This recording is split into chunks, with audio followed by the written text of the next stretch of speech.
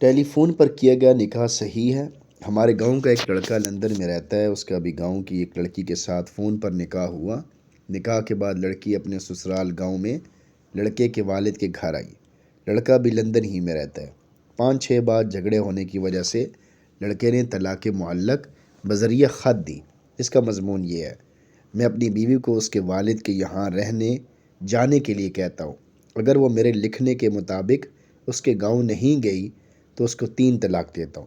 لڑکے نے کچھ دن بعد معلوم کیا تو لڑکی خط ملتے ہی فوراً اس کے والد کے یہاں چلی گئی تھی، اور کچھ لوگوں کا کہنا ہے کہ فوراً نہیں گئی تھی۔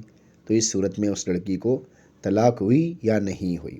بعد میں 6 ماہ بعد اس لڑکے نے لندن سے آ کر اس لڑکی سے دوبارہ نکاح کیا۔ تو پوچھنا یہ ہے کہ پہلا نکاح جو ٹیلی فون پر کیا گیا تھا، کیا وہ صحیح ہوا تھا یا نہیں، اور دوبارہ نکاح کی ضرورت تھی یا نہیں؟ یہ سوال کی عبارت ہو گئی۔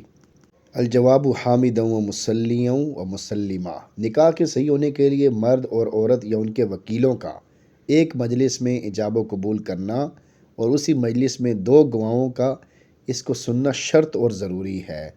شامی سے آگے اس کا حوالہ دیا گیا۔ ٹیلی فون اور تار سے کیے جانے والے نکاح میں یہ شرط نہیں پائی جاتی، اس لیے اس طرح کیا گیا نکاح شرعاً معتبر ہی نہیں ہے، اور جب کہ نکاح ہی صحیح نہیں ہوا تو طلاق دینا بھی باطل کہلائے گا، یعنی اس کا کوئی اعتبار نہیں۔ اور اس لڑکے نے گاؤں آ کر دوبارہ نکاح کر لیا ہے تو یہ دوسرا نکاح صحیح ہے، درست ہے۔